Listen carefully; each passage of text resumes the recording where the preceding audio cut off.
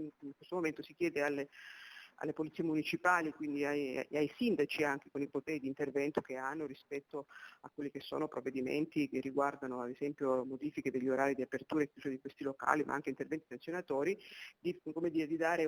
di fare controlli mirati proprio su quelli che sono i luoghi di ritrovo, esercizi pubblici. Dopo gli assembramenti nelle piazze si corre ai ripari. Sindaci e prefetti convocano il tavolo per l'ordine e la sicurezza pubblica per ridisegnare un nuovo protocollo di collaborazione tra forze dell'ordine che attenzioni in particolar modo tutti quei luoghi in cui si possono generare assembramenti. Torna la linea dura, multe per chi trasgredisce le regole, clienti ma anche titolari dei locali che potrebbero anche arrivare a rischiare la licenza. Una grande responsabilità l'hanno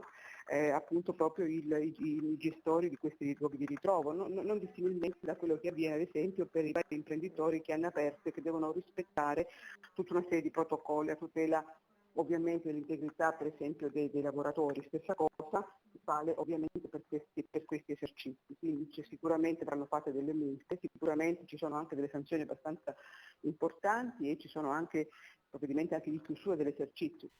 Meno attenzioni concentrate sugli spostamenti sul territorio, siamo sostanzialmente più liberi ora, ma più controlli invece in bar e ristoranti con una precisa responsabilità anche dei gestori. Certamente non si può chiedere alle forze dell'ordine di non vedere quello che capita. Una responsabilità che già ieri sera ha fatto chiudere in anticipo il Club 27 locale di Castelfranco Veneto, con un posto duro nei confronti di alcuni avventori, correlato dall'immagine di un cartello chiuso per ignoranza, destinato a diventare il simbolo di una battaglia per la sopravvivenza che anche i titolari dei pubblici esercizi stanno affrontando. Oggi e solo per oggi decidiamo di chiudere anticipatamente, si legge nel post, con l'intento di dare un segnale chiaro che in una situazione come quella che tutti stiamo vivendo è necessario cercare di rispettare le regole di un vivere civile e rispettare tutte quelle attività come la nostra che sono direttamente responsabili di gestire al meglio questo momento.